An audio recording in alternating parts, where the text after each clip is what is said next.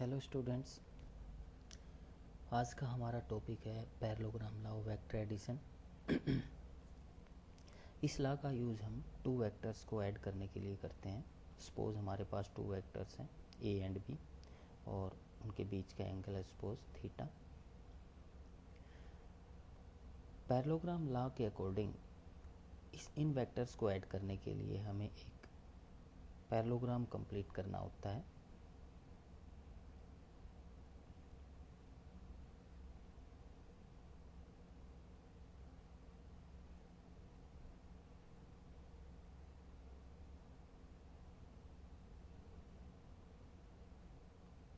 Suppose ये parallelogram हमने complete किया,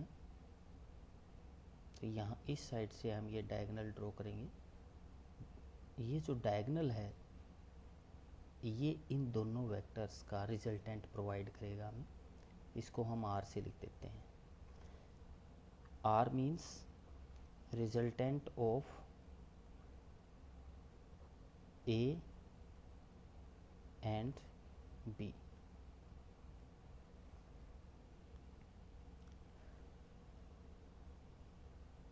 रिजल्टेंट मीन्स ये इन दोनों वेक्टर्स का सम है, और वेक्टर का सम एक वेक्टर होता है, और वेक्टर की इंफॉर्मेशन कंप्लीट इंफॉर्मेशन के लिए हमें उसकी डायरेक्शन और मैग्नीट्यूड दोनों की ज़रूरत होती है। तो डायरेक्शन के लिए हम ये एंगल निकालेंगे रिजल्टेंट की डायरेक्शंस के लिए, और मैग्नीट्यूड के लिए हम इसकी लेंथ निकालेंगे। तो लेंथ निकालने के लिए हम एक फिगर कंप्लीट करते हैं।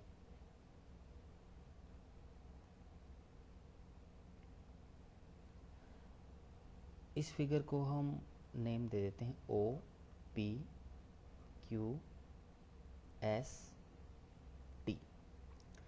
अब ये एंगल थीटा है तो ये एंगल भी थीटा रहेगा। अब magnitude of R means this length O S. तो ओ एस लेंथ निकालने के लिए हम पहले पी क्यू निकालते हैं, फिर क्यू एस निकालेंगे।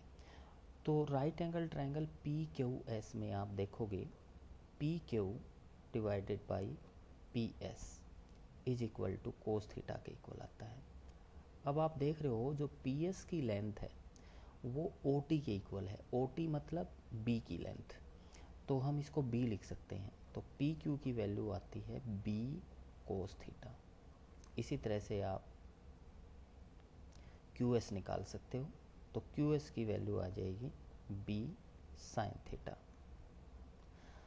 अब हमें ओ एस निकालना है, तो ओ एस निकालने के लिए हम पाइथागोरस थ्योरम का यूज कर सकते हैं in triangle O Q S.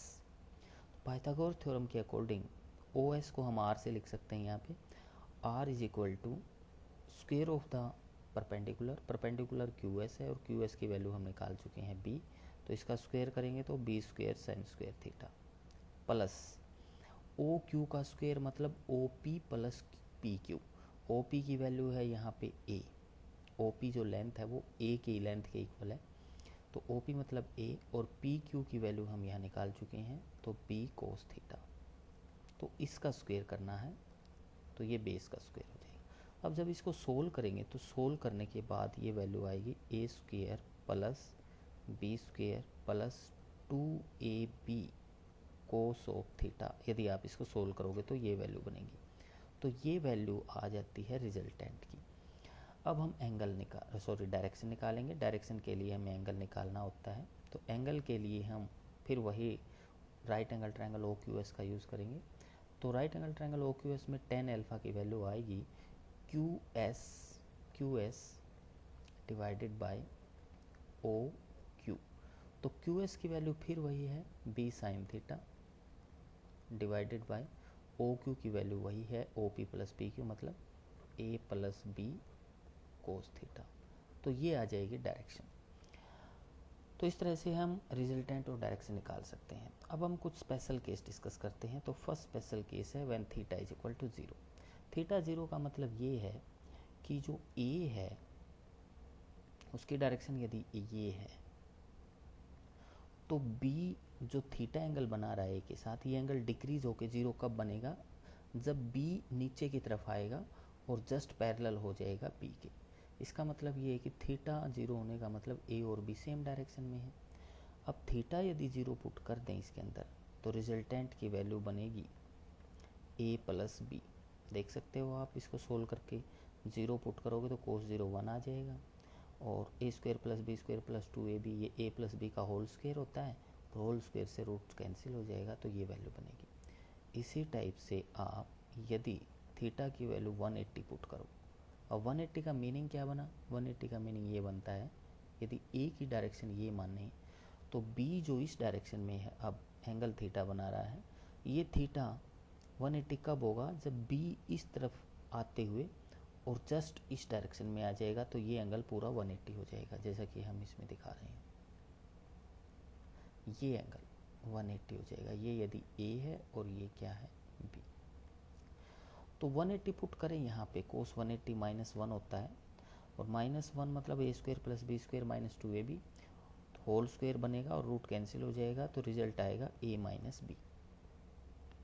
इसी टाइप से थर्ड केस हम लें, यदि थीटा इज इक्वल टू 90 का, तो उस केस में a की डायरेक्शन ये रहेगी और b की डायरेक्शन ये रहेगी, एंगल रहेगा इनके बीच में 90 डिग्री। तो in that case r is equal to, यहाँ कोस 90 0 हो जाएगा, तो ये फैक्टर 0 हो जाएगा और बाकी बचेगा a square plus B square under the root, तो ये वैल्यू आएगी। अब हम डायरेक्शन डिस्कस कर लेते हैं। जैसे फर्स्ट केस में डायरेक्शन निकालें तो हम क्या करेंगे कि पहले हमें डायरेक्शन चूज करनी पड़ेगी। सपोज ये डायरेक्शन पॉजिटिव ले लेते हैं। अगर ये डायरेक्शन पॉजिटिव है तो a प्लस बी, ए भी पॉजिटिव आएगा और बी भी पॉजिटिव, क्योंकि दोनों सेम इस डायरेक्शन में है तो दोनों पॉजिटिव हो जाएंगे, और दोनों पॉजिटिव हैं ऐड होंगे तो रिजल्टेंट भी पॉजिटिव आएगा। रिजल्टेंट पॉजिटिव आने का ये मतलब है कि डायरेक्शन ये है, तो रिजल्टेंट की डायरेक्शन ये रहेगी।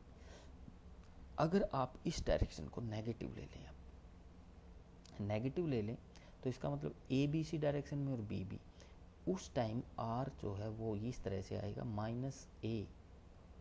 माइनस बी, क्योंकि दोनों नेगेटिव हो गए।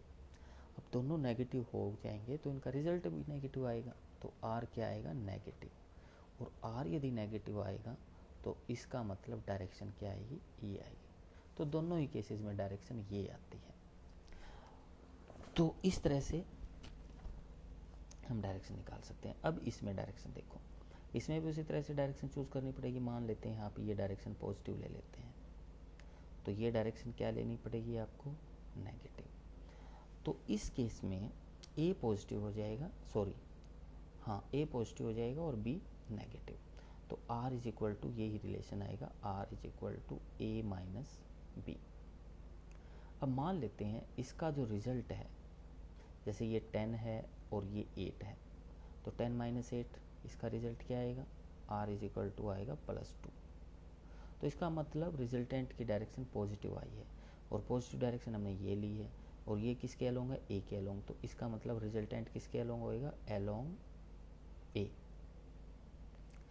बट यदि सिचुएशन ये होती कि r इज इक्वल टू इस तरह से होता, a की वैल्यू मान लेते हैं किसी पर्टिकुलर केस में a की वैल्यू 10 है और b की वैल्यू मान लेते हैं 15 है, तो उस केस में रिजल्ट क्या आएगा, उस केस में रिजल्ट आएगा -5। तो अब r की डायरेक्शन क्या आई, नेगेटिव। नेगेटिव डायरेक्शन आने का मतलब ये कि ये है डायरेक्शन और ये किसके अलोंग है, b के अलोंग, तो इट मीन्स जो रिजल्टेंट की डायरेक्शन आएगी वो आएगी अलोंग b। तो इस तरह से इनकी डायरेक्शन दे सकते हैं, और इनकी डायरेक्शन देने के लिए हमें सिंपल इसके अंदर वैल्यू पुट करनी पड़ेगी एंगल की।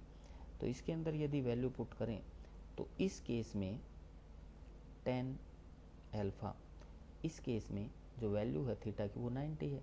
अगर आप थीटा की वैल्यू 90 पुट करो तो sin 90 1 और cos 90 0, तो रिजल्ट आ जाएगा b/a। और अदर केस में यदि और किसी केस में थीटा की वैल्यू कोई भी पर्टिकुलर वैल्यू है, तो उस केस में भी हम इसकी हेल्प से ही ऐसे ही डायरेक्शन निकालेंगे सेम रूल से। तो इस तरह से हम डायरेक्शन भी निकाल सकते हैं।